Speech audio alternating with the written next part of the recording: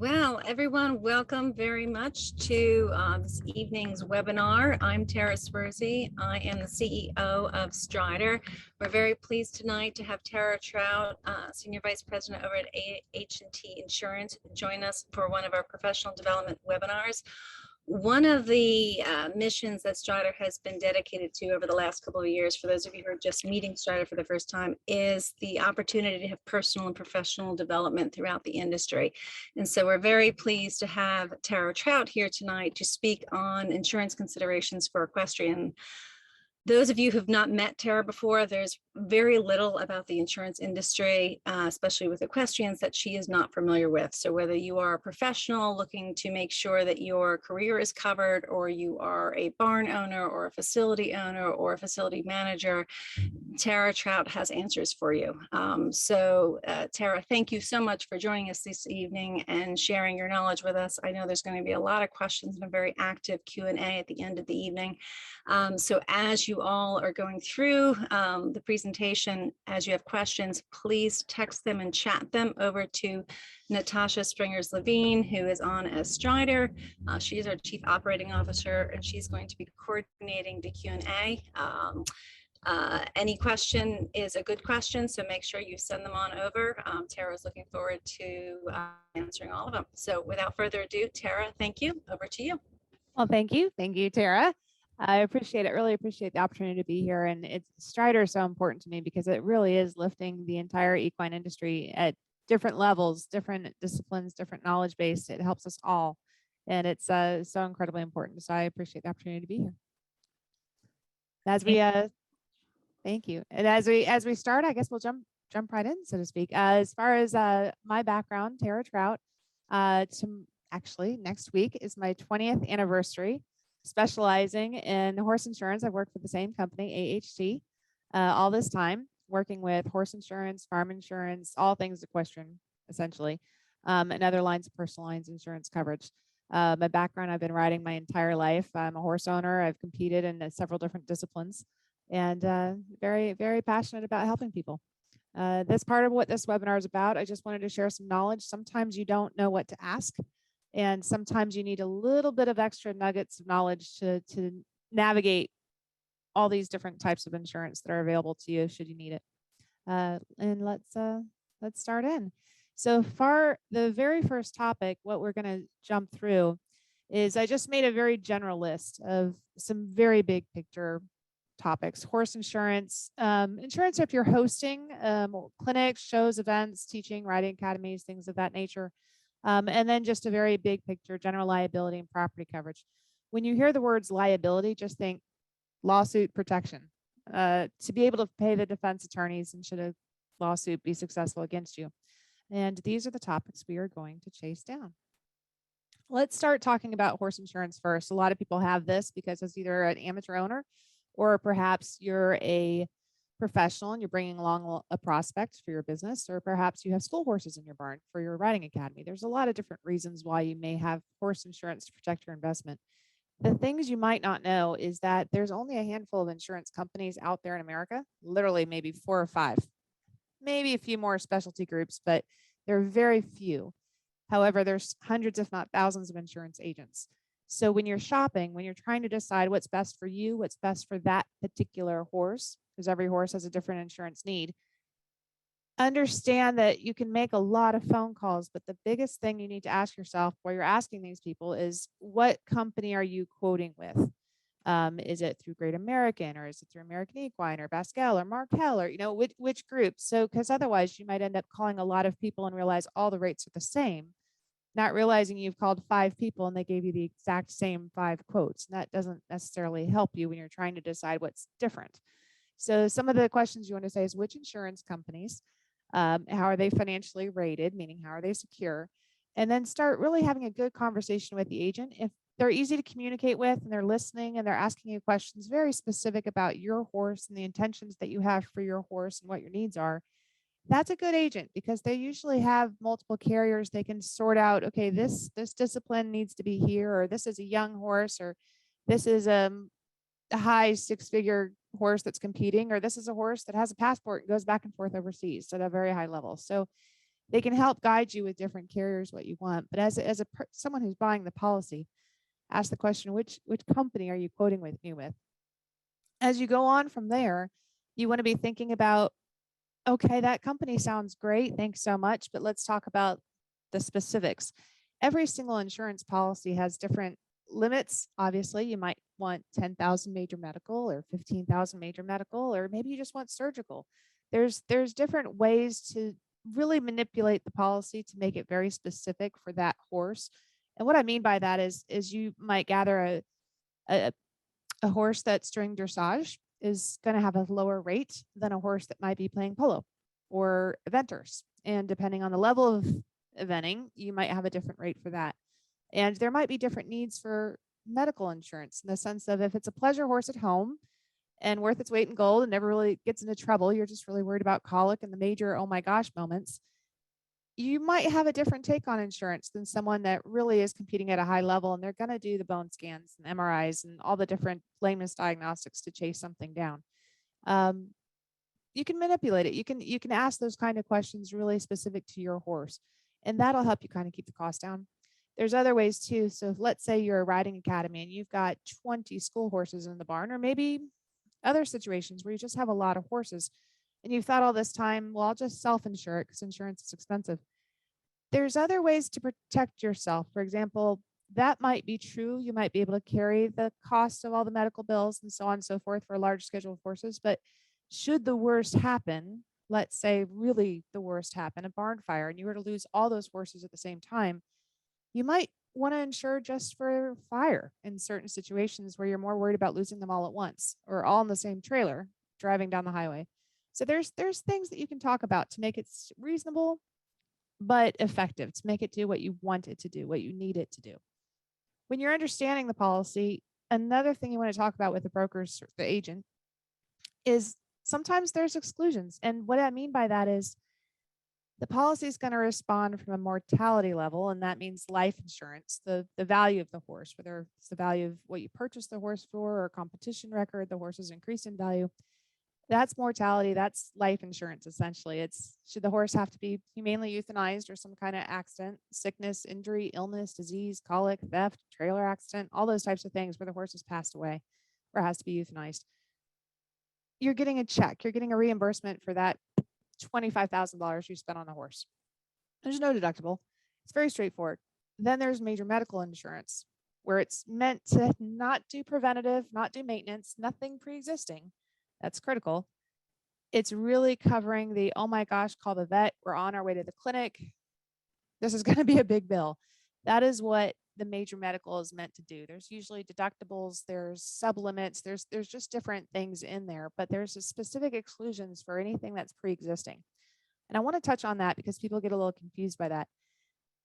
Mortality in major medical is not like people insurance at all. It's really designed for the year, the 12 months. So if something has happened in that 12 months and that horse now has a chronic condition it will always have for the rest of its life, the insurance policy is designed to pay out that 12 months and the diagnostic to get you there and get resolved. But after that, the next year, it's going to think of it as pre-existing. Here's an example. It would be colic is a great example. Not medical colic, but if they've actually had surgery.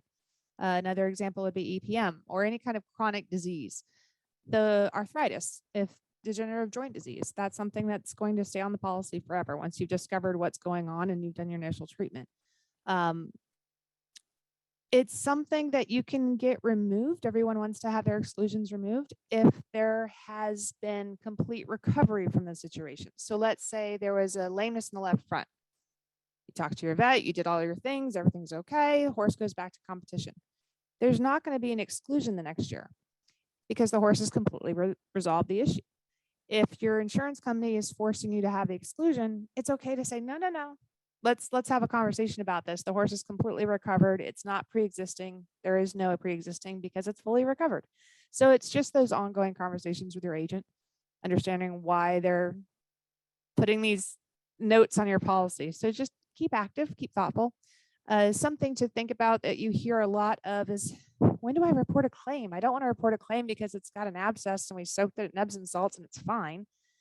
But at the same time, if it gets away from it, perhaps it was a hot nail that got infected or something was going on in the bone, or you never know how bad it gets. It can get, well, things can go wrong fairly quickly. You want to know when to report the claim. Honestly, if it's an emergency, call the vet, call the insurance company the next phone call you make. It's going to take time for that vet to get to the barn. It's going to take time for you to get to the clinic. The next phone call is the insurance company. When you call the number, all insurance companies, it's a 24/7 800 number. Some of them use a service where it's a live person saying, is this a life and death emergency? In which case the on-call adjuster calls you back within a minute or two. They're going to ask you, where are you going? Who's your vet? They're going to want to talk to the vet. And the vets know the horse is insured and this is an ongoing conversation they're going to have. If it's not an emergency, it usually takes the adjuster a day or two to get back to you. It depends on what's in queue. What I mean by not emergency is lame in the left front. We don't know why. There's nothing life-threatening. We just don't know what's going on. What is life-threatening is, we think this horse is colicking. We're going to the clinic right now. Please help. As far as why does the insurance company want to know right away, is they want to talk to the vet to try to make sure that everything that's being done is being done to save the life of the horse, but also within reasonable expectations. There is a turning point where everyone needs to decide what's really best for the horse. Sometimes that may not be the answer to keep going, and sometimes that decision is made during surgery. So that is why the insurance company wants to be in the loop, have those kind of conversations. You do not want to call the insurance company a month or two later after it happens and after you've already cremated or buried your horse. They're going to have a hard time with that. So you just keep open communication. If you remember nothing else, make sure the communication is open, and you have your 800 number in your phone. You have your policy number in your phone. If you don't have your policy number, usually they can look you up by name, or they'll find it first thing in the morning. But ultimately, when in doubt, call that 800 number. If you're not sure and it's not an emergency, a life and death situation, you can call your agent the next day and just have a chat about it. They don't need to report every little thing that you say. It's really a conversation to say, what is this? Is this really a claim potential, or is this something that you actually know it's just a conversation you need to have with your agent, meaning the difference between, he's a little off, we just kind of soaked his foot and he's fine, or no, we're having the vet out, we might have to have an MRI, we don't know what's going on. It's a conversation to have with your agent. Moving on from horse insurance, I'm going to just kind of hit these big topics pretty quick, and then I really want to open it up for Q&A because I want to hear from you and what would you like to know? So these are just little nuggets of knowledge to help you through it. Here's a conversation about the horse shows. You own the property, you're hosting, or you're leasing the property. You're hosting a show, you're hosting a clinic. Different activities are happening on the property than your everyday boarding or your own horses on the property.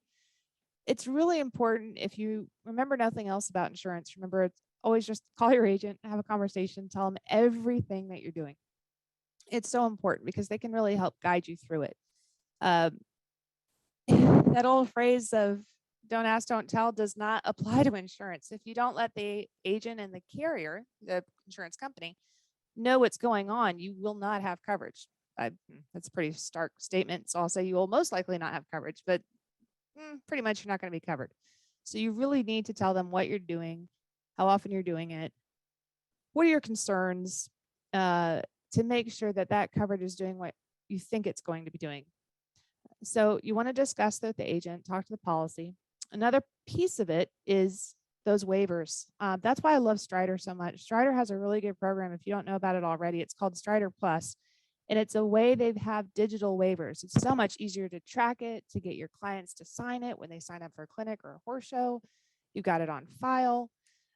So should the worst happen and there be an incident, and you're concerned that there could be a potential lawsuit, and when you call your defense attorney and say, I've got this letter from this wonderful person that fell off that I thought everything was fine, but 6 months later, they're telling me they have a massive injury. The first thing the attorney is going to say is, let me see your waiver. And that waiver needed to be written correctly by an attorney that understood the equine law for your state, and also that it was signed. And you have a copy of the signed waiver. If you just had a sample and no signature, it's no ticket, no laundry. It's not going to help you. Another thing about the waiver is you really have to make sure that minors, the parent or the legal guardian signs it. If a nanny or a babysitter or a friend drops a child off and they show up and there's no one to legally sign that, I would strongly recommend you not let them ride and really wait till a legal guardian or parent can sign that waiver and that you keep the copy. But if you don't have a way to track it already, think about the Strider Plus, because it's so easy to lose a signed copy of a waiver. But at least with their service, you always know where to find it. When you're thinking about waivers, it goes hand in hand with insurance, because the insurance companies require you to have a waiver. It's very confusing because when you ask for an insurance company, okay, if you're going to require it from me, send me a waiver and I'll use it. But the insurance companies don't do that. One, they're not going to give legal counsel for your business. There's other things in those waivers that need to be stated. Two, every state is very different in the equine statutes. And ultimately, it's really your responsibility to have a correct equine waiver for your state. As far as this note here I wrote about, discuss all your relationships with your agent. This is really important too, because insurance is not a piece of paper that says the sign of the topic and the date and your name and everything's covered for $1,200 a year. It doesn't work like that. That's why the policy is 70 pages and you have to read the policy to figure out what they do cover and what they don't cover. And most policies are covering design specific for something called general liability, which we'll talk about, but it's meant for third party. It's meant for spectators. If you're paying someone, that's usually a work comp situation, depending on the state. Washington State doesn't have that necessarily. There's other states that do different things, but if you're paying someone, it's usually a work comp policy. Volunteers, some policies cover volunteers, meaning they got injured. They were doing a bit check at a horse show and they got bit or they got kicked or, whatever it might be. Volunteers are doing work for you. They're not getting paid, but they're not a spectator. So you need to make sure they're covered. Also, vendors, sponsors, landowners, if you don't own the land, the landowner wants to be protected. And there's ways to protect them through your policy that your agent can help you with. The sponsors, usually if it's a sanctioned event, they require protection under your policy too. There's just a laundry list that needs to be checked on. And you're not going to know what to do, and that's okay. Just call your agent and talk about it and say, here's the list and here's who they are and how do I be compliant with what they're asking of me. Your agent can help you through it. It's not complicated. It just needs to have a discussion. If the discussion never happens, you probably won't have the coverage. So that's when in doubt, communicate. That's the thing I want to get across. As far as these gathering of certificates, listing you as additional insureds, that's really important. Let's talk about that for a minute. Let's talk about vendors. Usually if you have an event, you're going to have a hot dog stand or something kind of like it. And let's say E. coli. People got sick. They got sick from what they ate on site and it was on your land or at your event and they're coming after you.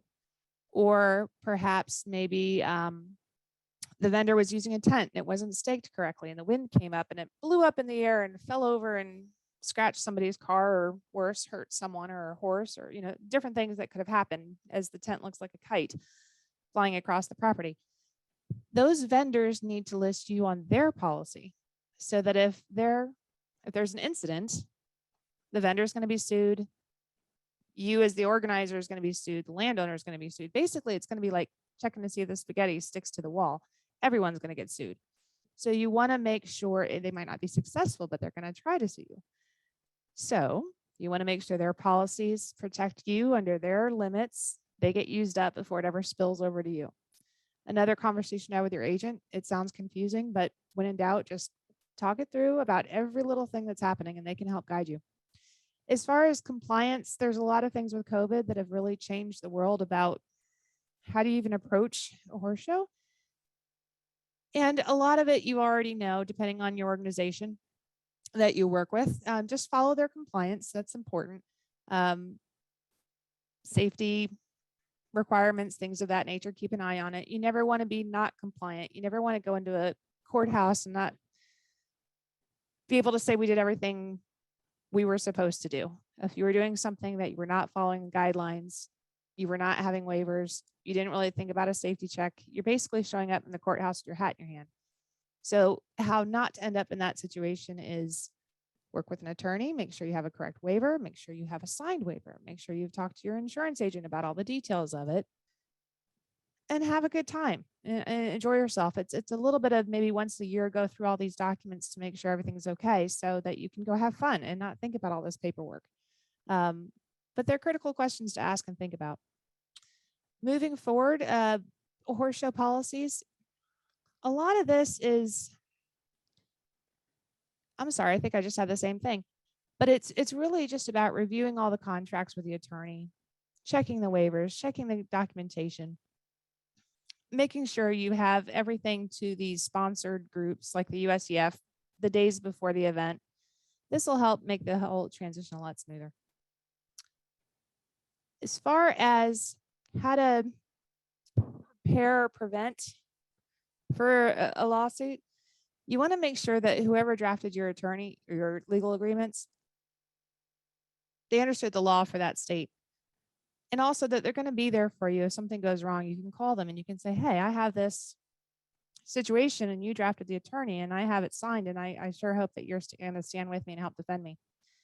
Every state has a different equine state statute, and you've probably already heard about that. So you want to make sure you post them on your property. It's in these waivers and these signs, they're not going to stop anyone, prevent anyone from suing you. It's really about being able to win in court. It's about saying, I'm sorry this happened to you, but you were aware of the risk and we've done everything right. And I'm so sorry for your damage, but your own livelihood and life savings should not be at risk because you've offered something to your clients. Again, general liability, when we're talking about general liability and property insurance, communication. I can't say it enough. When in doubt, call your agent, talk about it, walk it through, go through all the activities that you're planning, review all the documentation you're using, let them ask questions that you might not know to say. When you have a good relationship with your attorney, it's kind of it is really a client confidentiality situation where you can talk about all of it without fear. If you try to hide back, they can't help you. Some people have an interesting perspective on insurance where I don't want to tell them about it because they're not going to cover me. Well, no, there's always ways to cover you, and it's just a matter of if you want to pay for it. So it's just keep talking, keep having those conversations.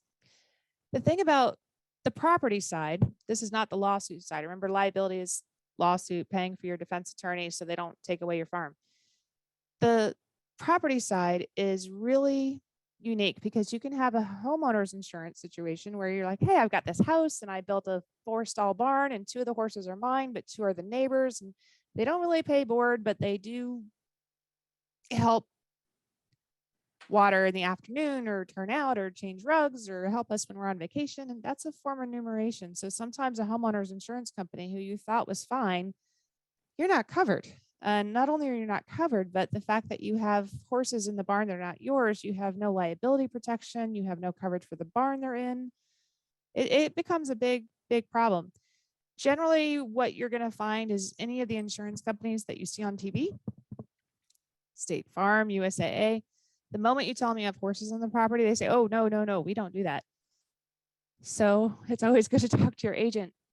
But if you are with that kind of group and it's a homeowner, so you know you have different horse things happening, you might want to find a specialist, a farm insurance specialist like myself who understands it, so you can start preparing for a quote. Because if you right off the bat, you want to have a solution before you bring that up. As far as farm policies, they are a la carte. They are very unique. Every farm is so unique. Every discipline is so unique. Everybody has a different kind of tractor, different kind of barn buildings, or it's so specific that a farm policy is very custom. So when a farm policy is created, the thing you need to remember as a client, as an insured, as a person that's buying a policy is, if you remember nothing else on a farm policy, if it's not listed, it's not covered. So if your run-in sheds are not listed on the policy for however much money it costs to rebuild your run-in sheds in your state, whether that's $7,500 or $3,000 or $30,000, if they're not listed, they're not covered. So every barn must be listed. The tractors, the equipment, the tack, all of those things, list it, talk about it to your agent, make sure that actually, if you want to check if something goes wrong, it's got to be listed on the policy. Same thing, the liability. There's a page on there that talks about liability. And remember, we hear liability, we think lawsuit protection. So on that page, you're going to see different lines that talk about riding academies or personally owned horses or clinics or horse shows or any of those types of things. It's going to list them out. So it is really your responsibility as an insured to read your policy and make sure it's right. It's ultimately your livelihood, your things that are being protected, and no one knows it better than you. So read your policy and ask your questions. Here's another note. If it's not disclosed, you may be denied. That's very true. So if you have a lovely house and a farm and a barn, and all of a sudden you decide to start turning the horses out and using the barn as a wedding venue or a something going on that you never told the insurance company about, and somebody gets hurt, it's not going to be covered.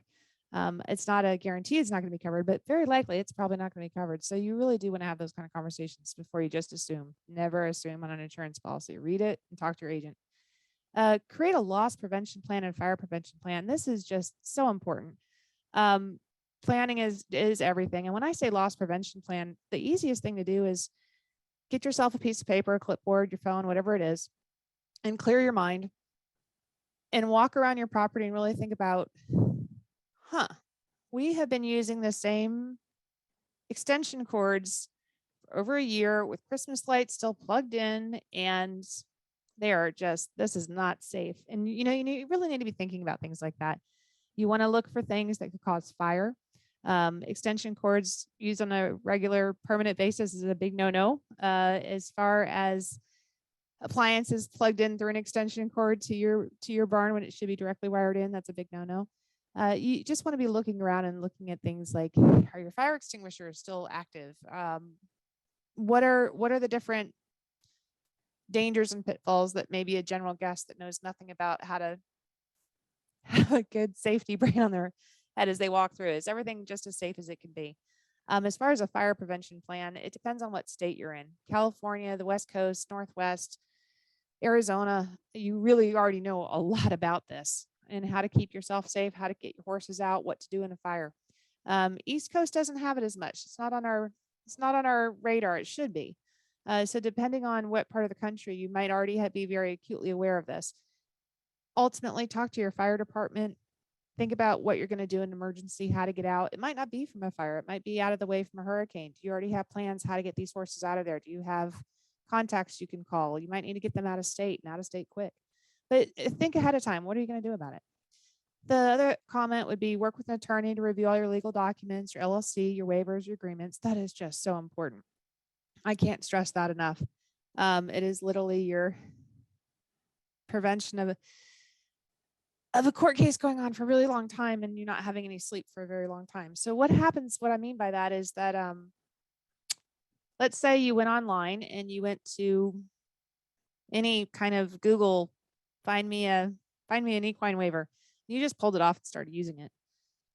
Every state has a different equine law. It may or may not work in court. And when you do have a situation that happens on your farm and you do have this potential lawsuit letter, it comes as a letter and it says, hi, we had this injury and we intend to sue you. And you send it off to your insurance company and you send it off to the attorney. The first thing they're going to do is check the validity of that legal document. Was it written correctly under the law for your state? And if the answer is yes, and you've crossed every T and dotted every I and it's clean as a whistle, that lawsuit stops in its tracks. I've seen it. They just stop. They say, oh, we have nowhere to go with this. There's no lawsuit here. It just completely stops. Multi-million-dollar lawsuit will stop in its tracks. Then I've seen other situations where either there was no waiver or there was a waiver, but nobody can find the signed waiver. It'll start snowballing for years. They have, I think, well, it depends on every state how long they can bring the suit upon you, but you're not going to get a lot of sleep and it's going to be stressful. And you're thinking, oh, well, of course, I've bought insurance. It's covered. Well, it kind of depends on how that lawsuit is written. I know that's a strange answer, but it's a little stressful. It's how is this really going to play out? Do you have enough insurance? If you had only purchased $500,000 of insurance and they sued you for $3 million, did you have enough? A lot of prevention can help a lot of heartache and a lot of stress when the worst thing happens to you or happens to a friend of yours. One of the last notes is, collaborate with your local fire department. That's just so important. especially if you've just built your property and nobody knows that you have a 20,000 square foot indoor and stable and all of this is new and nobody knew that was down that driveway. Fire department doesn't know it either. And they need to know how to get to you. They need to know how to drive the tanker and the pump. They need to know where to get their water. Is there a pond nearby with a dry hydrant? It's just really important. So bake them an apple pie and send them a donation, invite them out to your farm, and so they can drive their trucks around and figure out where you're at. And they actually have maps on file. So if something happens, they can get to you and they know what they're facing when they get there, as opposed to just a random address and there's a fire. These are things that can really help you and give you peace of mind, but it's going to make a difference should the worst happen. Some highlights again. Work with an insurance agent that you enjoy working with, that you can communicate with. Work with an attorney. Read your policy. Keep your signed waivers and all documents. Gather your certificates from people that are operating on your land so that when the worst happens, it's applying to their insurance. Their limit is getting used up before it spills over to you. And have an emergency plan. Try to prevent it if you can. Once you get all that settled, just have fun and enjoy the horses. And these things tend to, everything fun seems to be a little bit dangerous, but that's why it's fun. So it's good to have a plan ahead of time. And at that point, I hope that was enough of a kind of a big picture and enough of nuggets of knowledge to get your brains thinking in a great pattern of whichever way it took you. And I'd like to open it up for any kind of comments or questions or thoughts you might have. Tara, thank you so much. That was an amazingly comprehensive overview that was like somehow very enjoyable. Oh, well, because good. insurance is sometimes a sleepy subject, but it was great. You are so wonderful at breaking it down. Thank you. So we had, like I mentioned before, we had a couple of questions come in over email, and then people also participated through the chat and the Q&A function here, which is great. So I'll fire some questions at you. I'll try to keep them a little organized so we're not jumping back and forth, but yeah, let's jump in. So one really quick, simple, well, I think it'll be simple, I don't know. One quick one that we had was, who are the 5 equine insurance underwriters in the USA, and do any equine insurers also write farm insurance or underwrite? Great question. And my list is not all inclusive, but it's pretty close. So some of the carriers that you're going to hear about that are very common that you're going to come across, I would say one of the largest insurance companies in the country would be Great American. They're fabulous. And you will find out that they can do, and I also represent them, you find out that they can do horse insurance, they can do instructors insurance, they can do farm insurance, they can do auto insurance, they can insure in most states. Certain states have certain issues, but for the most part, they can take care of everything related to equestrian. It's very, very handy. Other groups like that would be American Equine, Travelers, Chubb Agribusiness, Markel, Bascule, Liberty Mutual has an equine division. Who am I missing? Genstar. Did I already say American Equine, Markel? Those are the Hartford. Hartford's another really good one. There's a lot of state-specific farm carriers that, don't forget them. Depending on certain states, they might say something mutual, and they're usually a state-specific kind of farm carrier. As far as the carriers that you're also aware of, like the Farm Bureau kind of groups, those are generally state-specific. They do not insure horse insurance per se, but they can insure your farm, but they're not necessarily equine related. Sometimes you kind of run across them and they're very comfortable with crop and with cattle. Sometimes not very comfortable with horses. It depends. But that's enough to get you a good start. Yeah.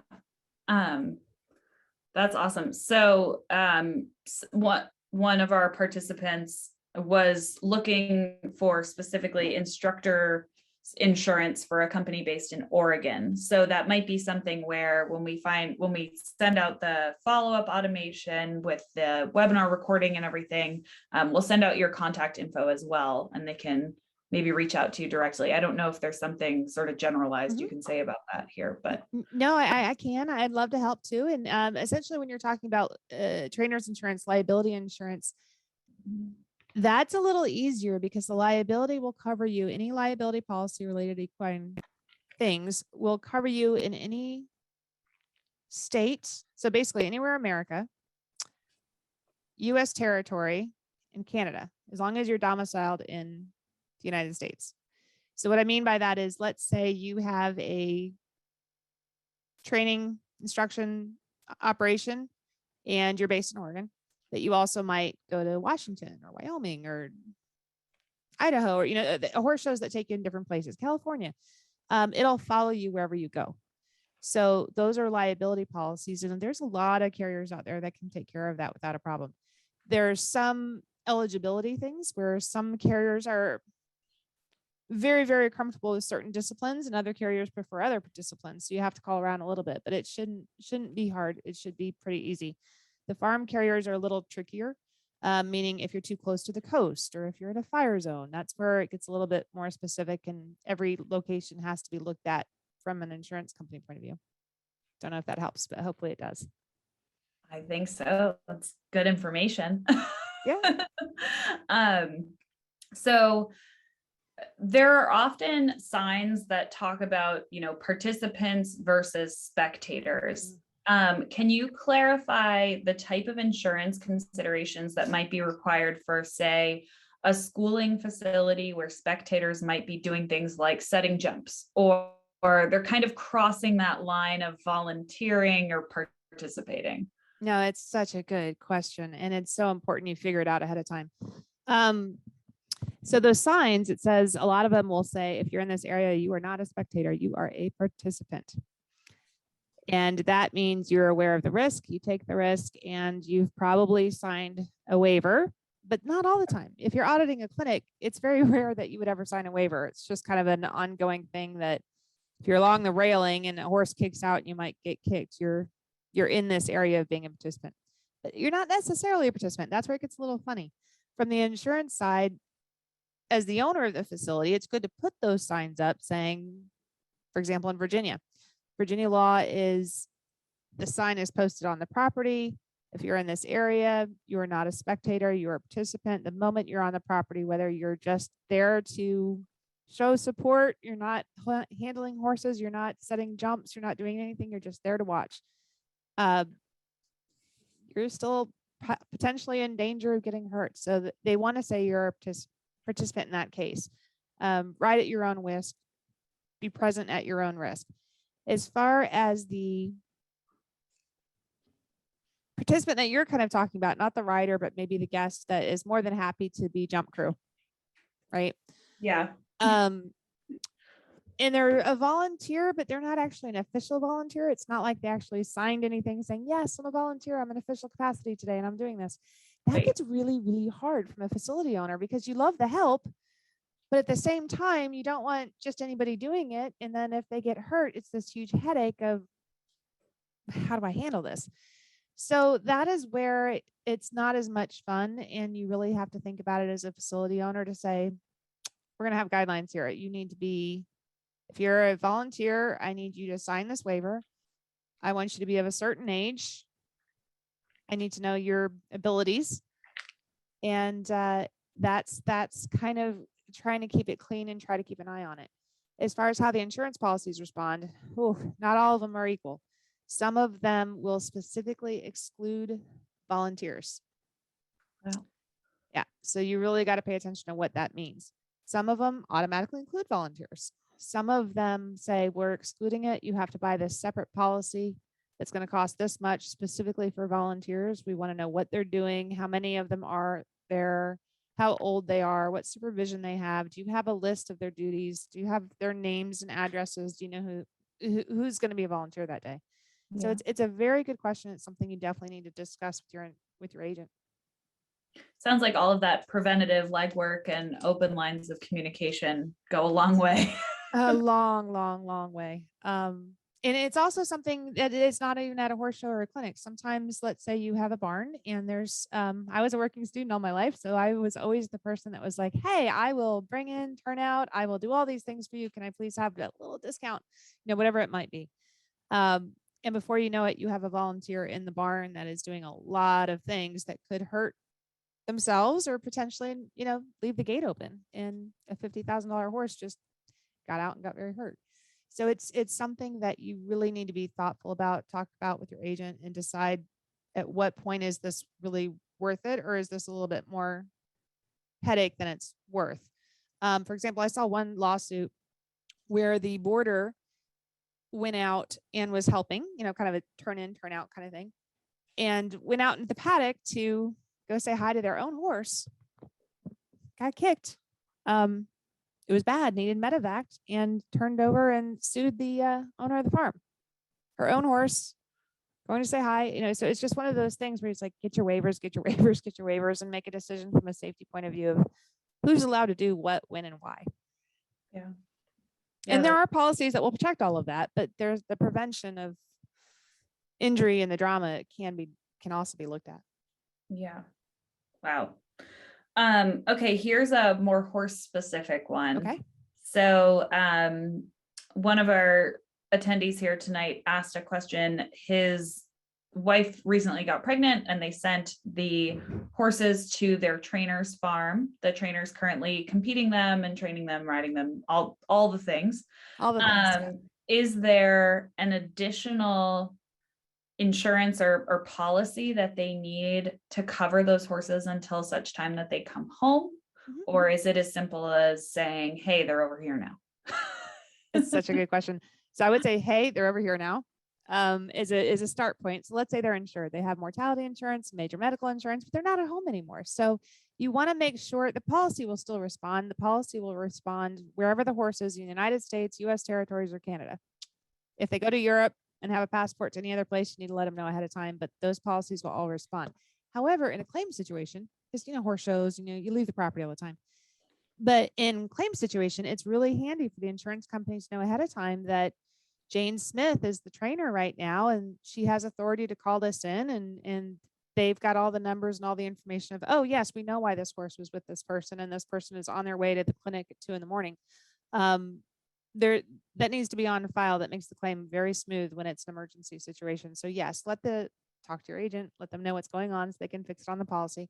As far as a liability perspective, and remember I say lawsuit, the horse isn't at home with you and you're focusing on family, and that horse is at school, it's in training.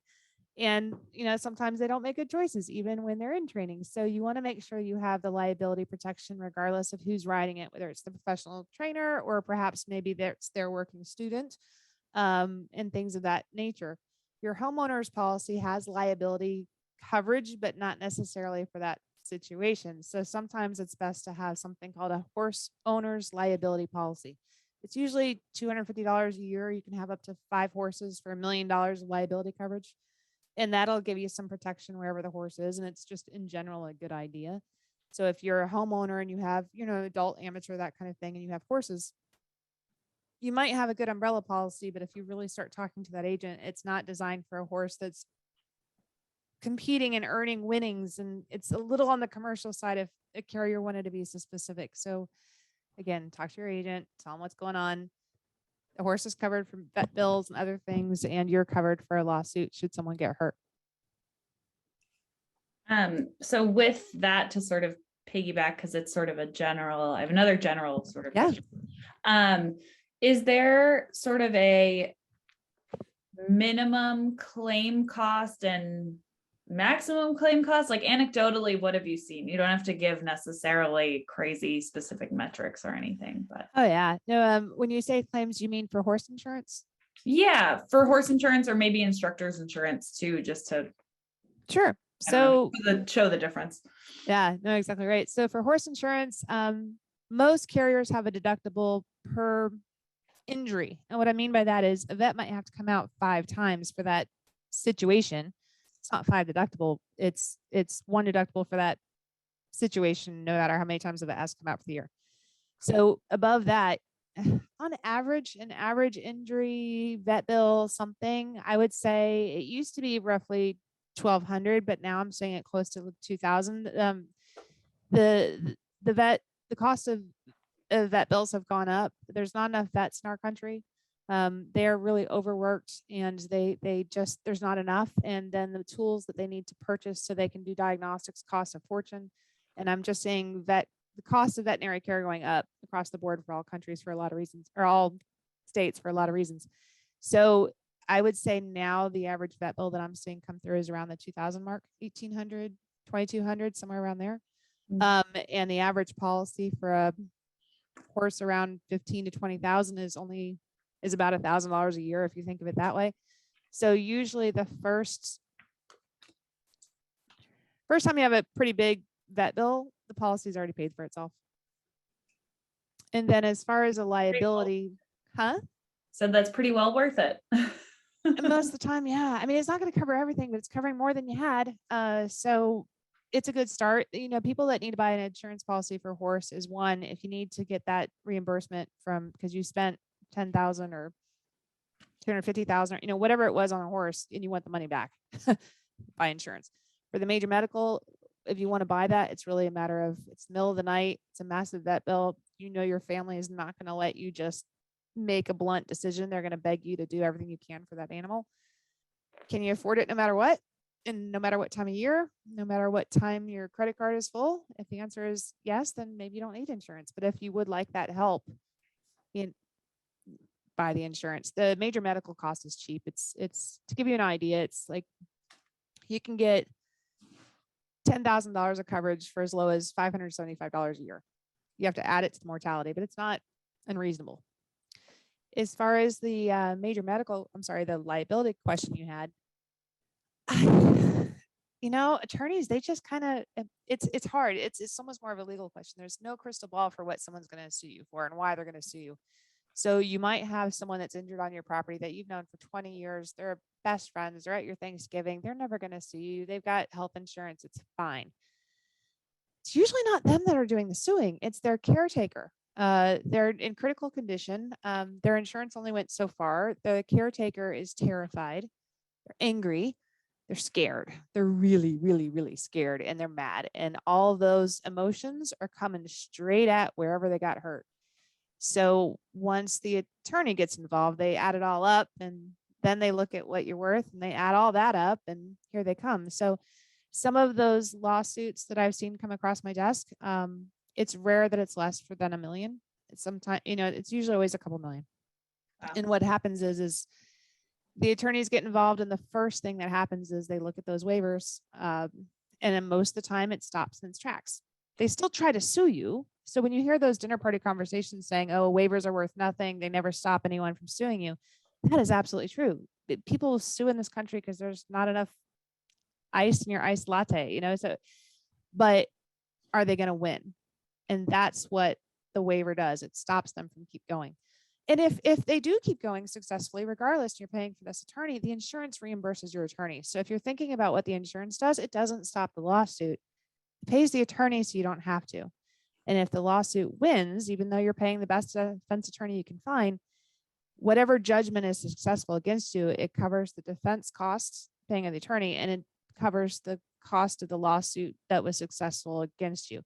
A lot of times these things settle. So it might be a $2 million lawsuit, but it's settled for medical bills and a little bit over. So it settled for $400,000. The insurance paid for it all. Right. That's really how that shakes out. It's rare that it's going to be 20 million because they want to, and they're going to win all their 20 million. There's always a way to try to find a way to settle it. Yeah, absolutely. Okay. One last one that kind of circles back to the first question. I like those. And this was a pretty specific one that came in over email. So again, this might be one that gets sort of punted to a direct conversation, but I think there is value in asking it. So this person is looking for insurance to cover the farm, her as an instructor, and she's wondering if there is in the universe an umbrella product that would also cover her homeowner's insurance. Oh, absolutely.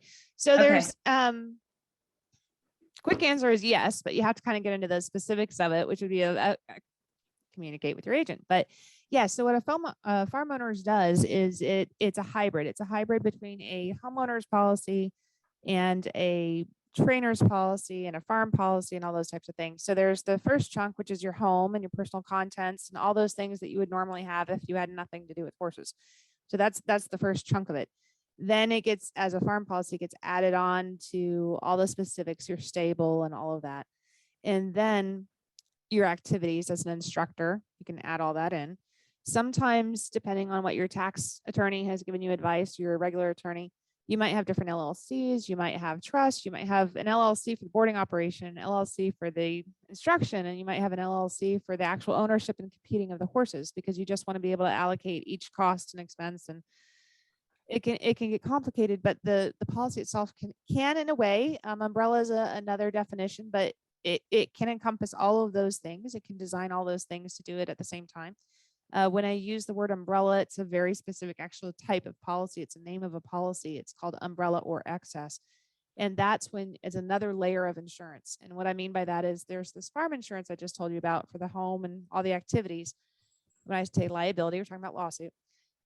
And the most that farm policy is ever going to provide you liability coverage for is $1 million. And that sometimes isn't enough because you're worth a lot more and there's a lot more public exposure. So you want an umbrella or an excess to give you a couple more million. So let's say I want $10 million of coverage. I'll have $1 million on the farm and I'll have $9 million on the umbrella. So I'll have a total of $10 million to defend myself against a lawsuit so they cannot take my assets, and that I can sleep at night and not worry about it and have the best attorney I can afford. Right. It's so, yeah. Yeah. I mean, but that's a really great answer to the question because you kind of hit everything. So thank you. Okay. There was one more that came in the chat. And then everyone, we're going to do last call for questions. So if anything pops up, send them in now. But then we're going to let Tara get back to her evening after this. So do any of the policies cover horse trailers and trailering?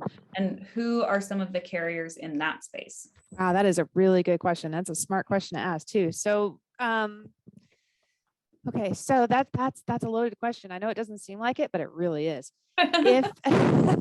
If you are a boarding facility and you're teaching and training and you're shipping horses to different states for shows, things like that, and you're shipping for your clients, that's fine. It's kind of an incidental type of thing. And the farm policy can also insure your truck and your trailer. Great. They can also cover something called care, custody, and control, which we didn't touch base on, but maybe that's another webinar. So that if you do, or your driver does something negligent, something you shouldn't have done, and everybody knows not to do, but you did it anyway, like run a stop sign or a stoplight or merge against traffic, or, something that was just bad and got into an accident. The care, custody, and control will specifically cover the horses in your care, custody, and control for their value. So let's say you carry $50,000 of care, custody, and control, and you have a $50,000 horse in your trailer, and you're the one that got them hurt. The policy pays out the $50,000. It's very specific. The liability generally excludes coverage for that. They want you to buy it back, just because every farm is a different value of horse in their barn. So there's the big picture. You have a farm policy, and you can add the auto to it, and those kinds of shipping around, you're covered. Even if it's your own horse, you have farm policy, you have farm auto policy, it's shipping, it's covered. The trick is when you are not shipping your clients, that's where you get into the rub. So when you start saying, hey, I'm going from New York to Aiken, and I've got an extra spot in my trailer, let's go ahead and see if anybody wants to join in and pay for the gas, and I'm going to charge XYZ for shipping. Insurance companies do not want to see that. They might talk to your agent. They might give you a little wiggle room, but it gets a little naughty in there. As far as if you're like, no, I just have a truck and trailer. I want to drive around. I want to ship everybody anywhere. I want to be a commercial shipper. It is very difficult to find commercial shipping insurance. That's why you don't see a lot of people with their rig doing it.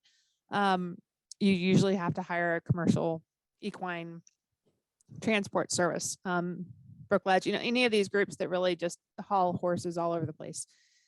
As an individual trying to do it, it's so, the insurance is so astronomical expensive that it's not feasible. And when I say that, I mean it could be $20,000 at a minimum just to get started. So it's one of those things where if you're doing it incidentally to your existing business, you're usually okay. Just talk to your agent. But if you've decided that you're just trying to pay for your truck and trailer, there are other ways. Still have a conversation, but it's hard to break even. Absolutely. Okay, two more questions. So one, is there a way to insure lesson horses as a group? Yes, that's a great question. So first off, kind of have in your mindset what's important to you in the sense of, are you thinking about them as a group for just the worst scenario all at once? Meaning you got to keep those costs down. So you're thinking about the whole barn was to be lost in a fire or a very big trailer accident or something like that. That's very cheap. Let me give you an example. Let's say you've got 20 horses and you just really want to insure them for fire, lightning, collapse of a building, electrocution, drowning, some very basic stuff. It's less than, it's usually on average like 0.75% of their value. So it's cheap. It's very, very cheap. Now, if you want to insure them as a group for everything, you know, the mortality and the major medical, you can do that. And the more horses you have, the more and the higher values you have, you can go to the agent who can go to the underwriter and say, look, I've got 20 horses. When I add up all their values, pretty significant. What kind of discount can I get? Can I manipulate this? And instead of it being $10,000 per horse, can I just have $30,000 total major medical that can apply any which way we see fit? But that's still not enough for 20 horses for major medical. You follow? So there's ways to customize it when you get into large groups. Absolutely. Okay. Well, that's very cool. That's interesting. I didn't actually realize that you could. Yeah, no, there's often a stable discount. So if you're a trainer and you bring your barn full of clients to the insurance agent and the insurance company, and you're like, look, I've got 20 very nice dressage horses in this barn and they're all worth $50,000. I want a discount. You can start off with that conversation and talk about what they need and what they want, and it can happen. And even if it's your own 20 horses, you can have that kind of conversation, but there has to be at least 3 for a stable discount generally with insurance companies. And there has to be a pretty high value. If they're all $10,000, it's not going to work. They want it to be, you know, in the 6 figures. Right. Well, that makes sense. Yeah. Unfortunately. And then there's another question that I'm going to partially answer because I have an answer. All right. I'll let you chime in on it. So somebody asked for recommendations for finding an attorney to write up a release form specific to your state, which is an awesome question. We actually hosted a whole webinar on this, so I just sent that link out to that person who asked. It's such a good question. I mean, if you remember nothing from this webinar, talk to an attorney that understands your equine state or equine law for your state. Chat with your agent. Yeah. Which actually brings me to another question that we had discussed a little bit offline, Tara, which was basically like, can you use the same release waiver in, you know, if your business is split between Connecticut and Florida? And that answer was no, which, you know, is just, there's so many details. There's so much nuance, right? There is. But I will extend the question to you as well. Do you have sort of resources for equine specific law or people that you've worked with a little bit in the past? I know that we hosted our webinar with Yvonne Okrant from Culbertson and Michigan, or I can't remember where she's. Yeah, she is based in Ocala and Illinois, I believe. Oh, okay. She was fantastic. And I know that there are a ton of equine specific law firms out there. So I guess, are there any that you work with as well? There are, but a lot of it really is state specific. So it's hard to kind of throw them out on a national basis. The majority of them do focus on certain states. They might focus on 3 states or 2 states, but there's hardly none that will do so on a national basis because it's just so specific. But also for every business, you might be domiciled in Virginia, but you also have a place in Florida. But, you know, so it's these kind of attorneys, they can also refer you to someone they know in that other state that you're working with. So that way you're using the right waivers wherever your business is during that time of year. If you're just taking your business for, let's say, 2 weeks in Kentucky for the shows or, you know, whatever it might be, you're not actually domiciled over there. So it's not like you own a location over there. You're leasing it. So when you're trying to figure out what state you should have these agreements for, think about places you own or places you lease. And those are the states that we're talking about. Right. And I think, again, like keeping those communication lines open with Everything. everything so important. And the good news is insurance agents aren't like attorneys. We do not charge by the hour. It's just a conversation. So it costs you nothing, but it would cost you everything if you forget to tell them what you're doing. Right. Well, with that, I think that we will wrap up this evening. I want to thank everybody for joining us live and everybody who signed up to receive this link or this recording later this week. We're so thrilled to support the community with these professional development webinars. And Tara, your expertise just sort of oozes out of you. It's amazing. And yeah, thank you so much for sharing all of this with us. I'm going to chat out another link to everybody that is sort of our webinars homepage, where you can actually access a previous webinar that Tara did for us that had some different details in it if you want to watch that. And later this week, you will all receive the recording of this webinar straight to your inbox. I will also send you Tara's slides so that you have her contact information. Of course, she's an incredible resource. So if you're looking to add a policy, talk about a policy, please reach out to Tara or just ask her questions because she's amazing. Yeah, I like to answer them. They're fun. I'm an insurance geek. Yes, it's true.